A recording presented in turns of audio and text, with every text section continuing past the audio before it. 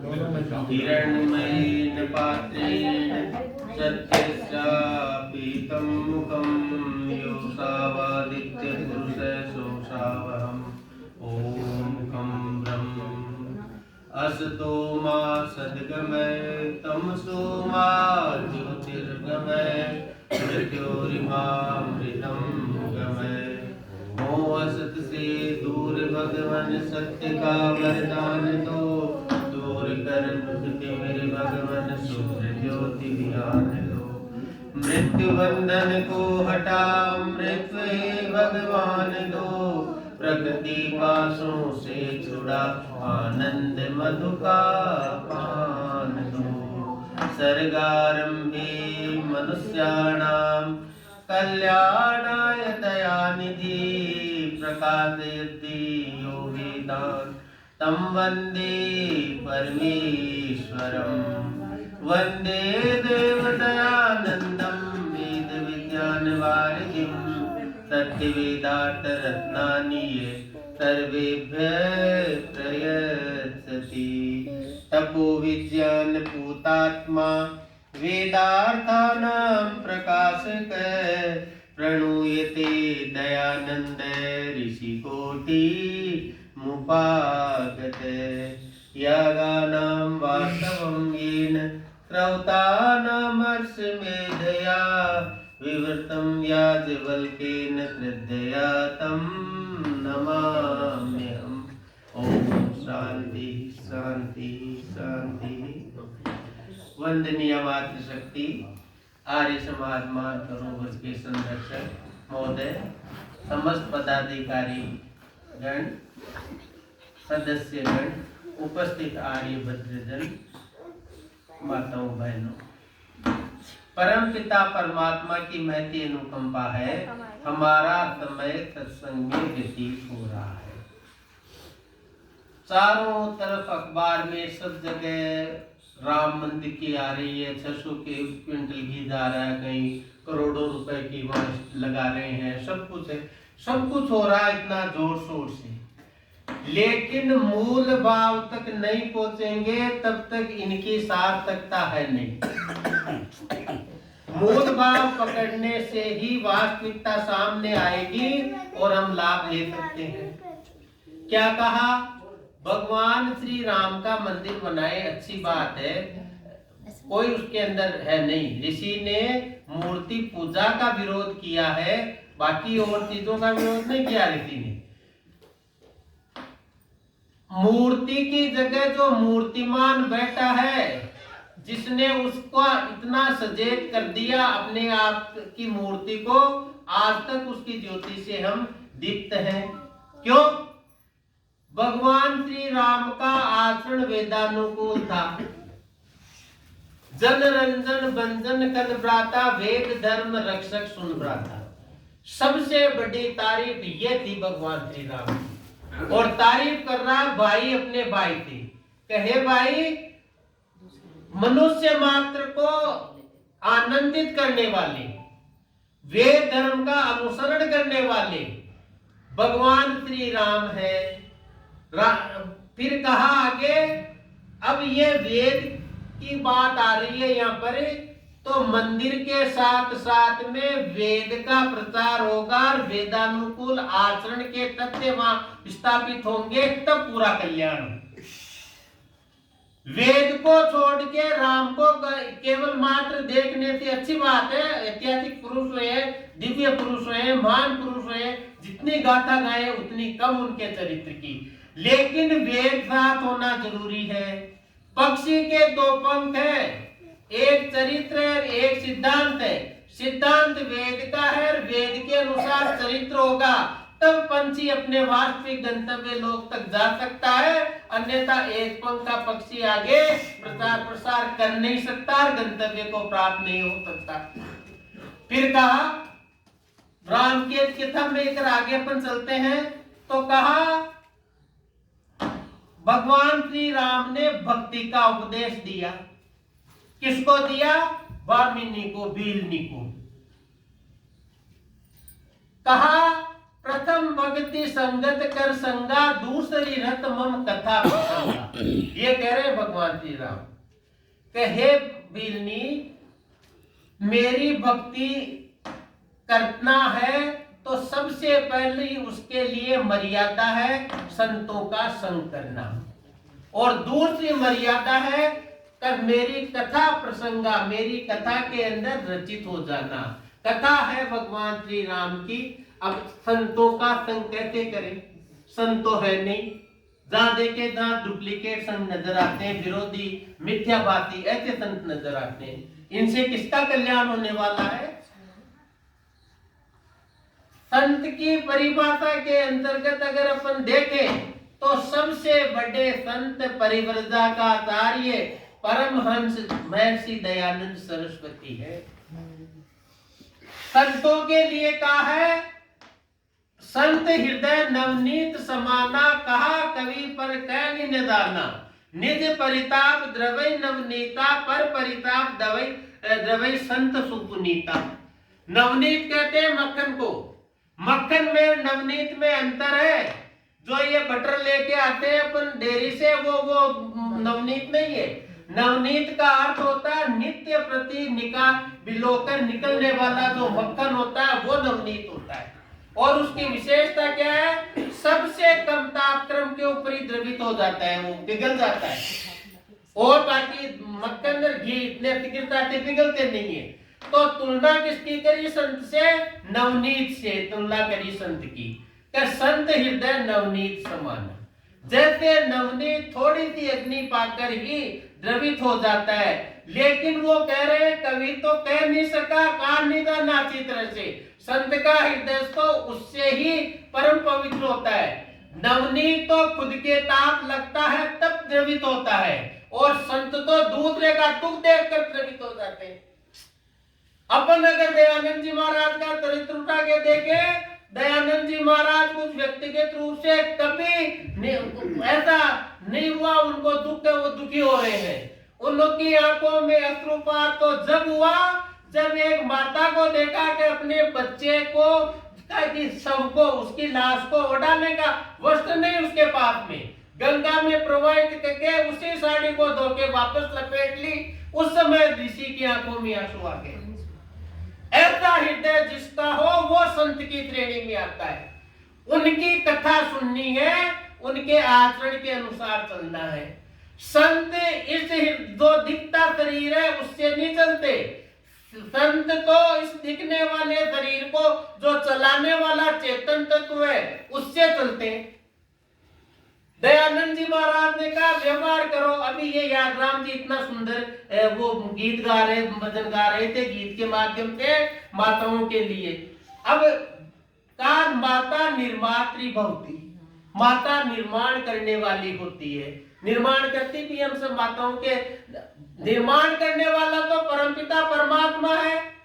ये मत मान लेना हम निर्माण करते हैं, हम निर्माण करने की हमारे में शक्ति का है, हम तो अल्पज्ञ है, अंत शक्तिमान है। परमात्मा की कृपा होती है तभी बच्चे का निर्माण होता है, अन्यथा हो नहीं पाता। और हाँ, आगे इसमें लिखा हुआ है मनुर्भव जनिया देव्यम, जन्म ऋग्वेद के अंतर्गत हे मानव तू मनुष्य बन। अब देखो बच्चा जब मनुष्य के रूप में आ जाता, मनुष्य तो है ही, वेद उसको मनुष्य नहीं मानता। वेद तो मनुष्य किसको मानता? मनुर्भव। और मनु की परिभाषा, मनुष्य की परिभाषा अगर किसी ने दी है विश्व के अंदर तो वो ऋषि दयानंद जी महाराज है। पहले के माताओं इनका क्या निर्माण करते हो? ये तो मलमूत्र की मशीनें हैं। एक बच्चा हो गया, ढोल बज रहा है, या मलमूत्र पैदा करने की दूसरी मशीन पैदा करनी। क्या करेंगे?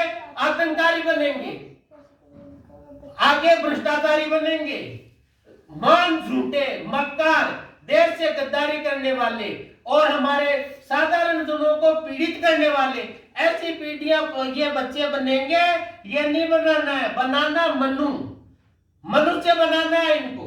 तो कहा मनुष्य है कौन? दिखने में तो सारे दिखते हैं। आजकल डेकोरेटेड फ्लावर्स देखते हैं ना अपन जाते हैं जब, इतने बढ़िया फूल लगते हैं जो नेचुरल फ्लावर्स को भी मात करे ऐसी।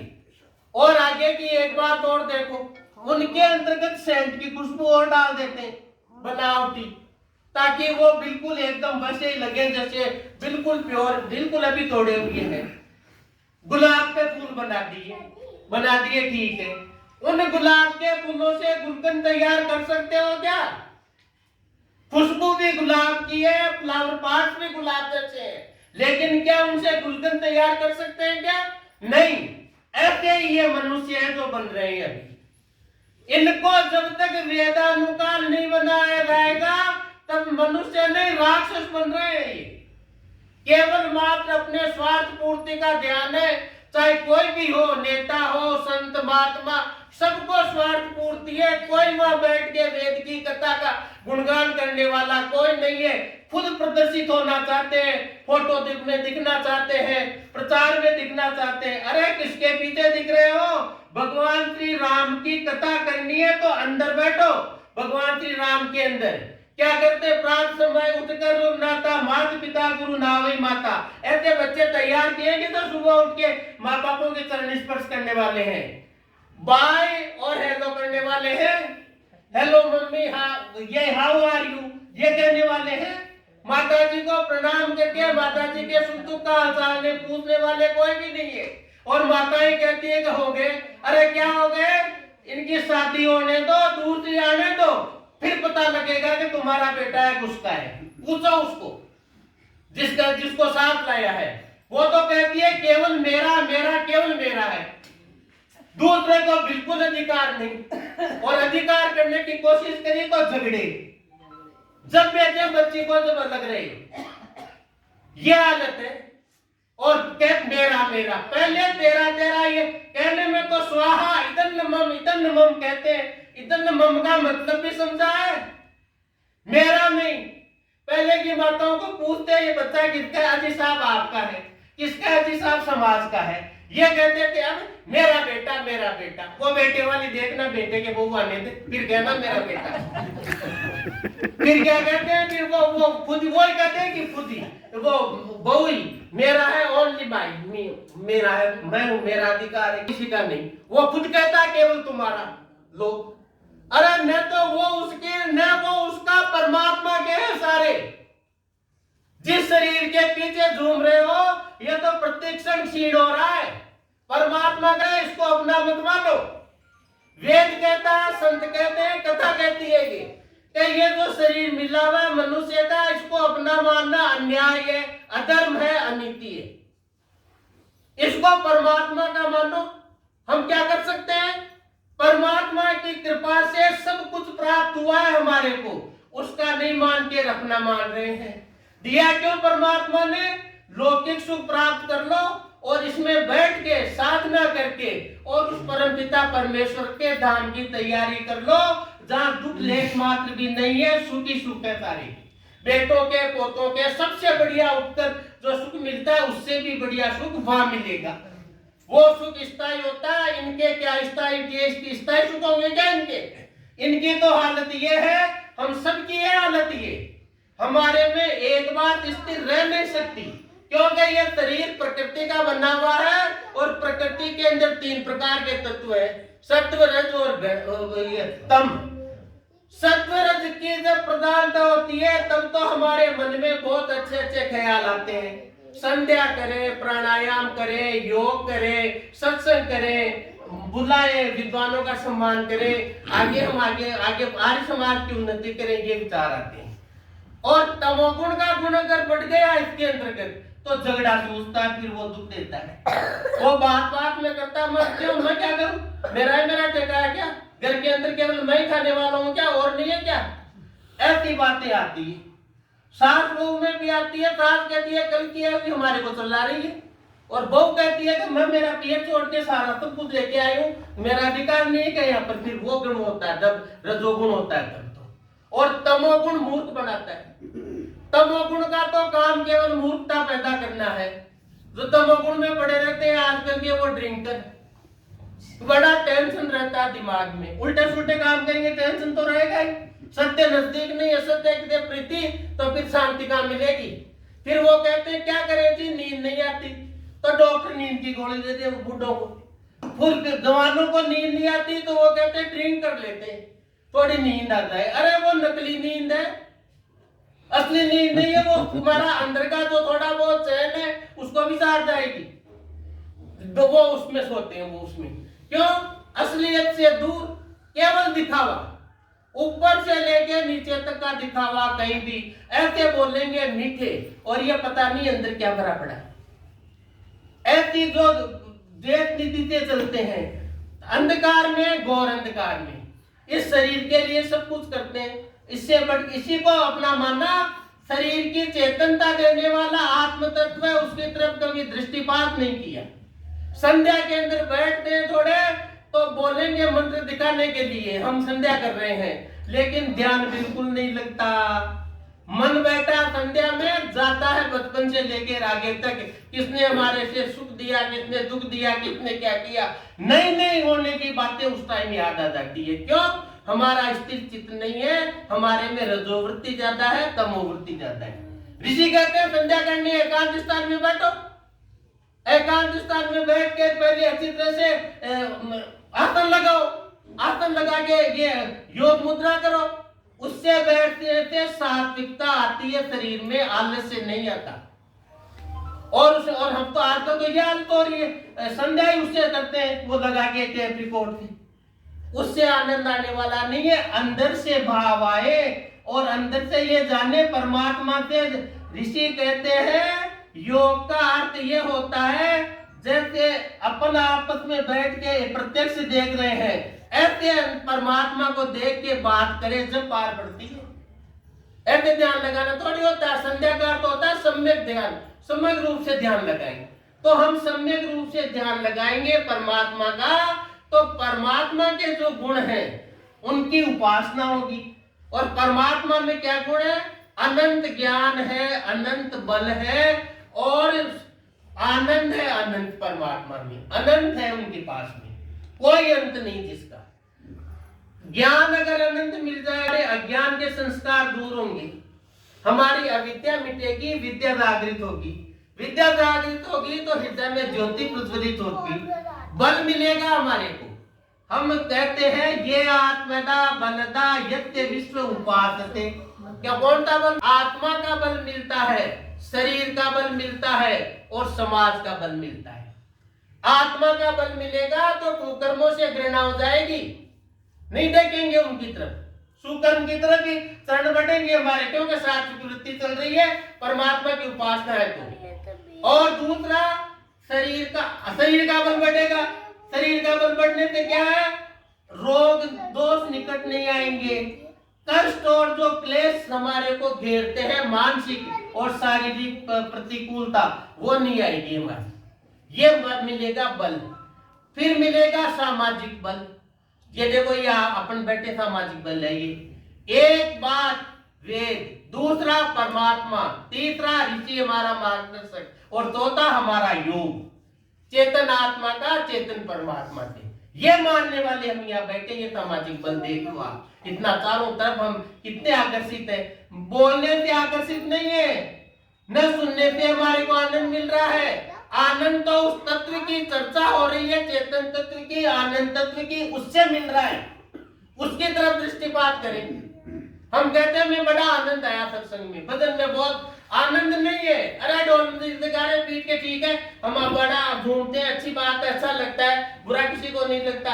असली आनंद तो उस परमात्मा के है अंदर, जब उसका हमारे को प्राप्ति हो जाएगी। कहते हैं दो तत्व जब मिलते हैं चेतन तत्व, उस समय इतनी अपार आनंद की अनुभूति होती है। ऋषि कहते हैं समाधि में पता नहीं लगता, 18 घंटे तक की समाधि ऋषि लगाते थे और सारी शंकाओं का समाधान करके, और ऋषि गंतव्य जो भी अपना उद्देश्य निर्दिष्ट था उसको प्राप्त कर लेते थे। हम भी करें परमात्मा की कृपा से। हे परमात्मा, हमारा आत्मिक बल बढ़े, हमारा शारीरिक बल बढ़े, हमारा सामाजिक बढ़े। ऋषि ने तो ये छठा नियम बना दिया। आज समाज का उद्देश्य क्या है? आत्मिक, शारीरिक और सामाजिक उन्नति करना। यही है ना छठा नियम, ये ऋषि ने दिया भी नियम बना के हमारे को। तो हम नियम के अनुसार चलेंगे तो हमारे को जो हम बात करते हैं आनंद की प्राप्ति, इस मनुष्य शरीर तो जाने वाला है, जितना संभव हो सके जल्दी से जल्दी उस परम तत्व की प्राप्ति की ओर चले। जब हमारा जीवन सार्थक है, सत्संग सुनना सार्थक है, स्वाध्याय करना सार्थक है, हमारी साधना सार्थक है। देखो ये पूरा समय हो गया, अब समय का अतिक्रमण में करता नहीं। हे परमपिता परमात्मा, जो भी आपका वेद ज्ञान जिस पे हमने दृष्टिपात किया, जिसको थोड़ा सा समझने की कोशिश की, वो हमारे हृदय के अंदर बैठ जाए, वो हमारे से कभी अलग न हो, और हम आपके वेद मार्ग पे चलते हुए आपके आनंद लोक को प्राप्त करें, आपके दिव्य आनंद को प्राप्त करें। संश्रुतेन गमे मही मां श्रुतेन विराजिसी। इसी प्रार्थना के साथ ओम शम।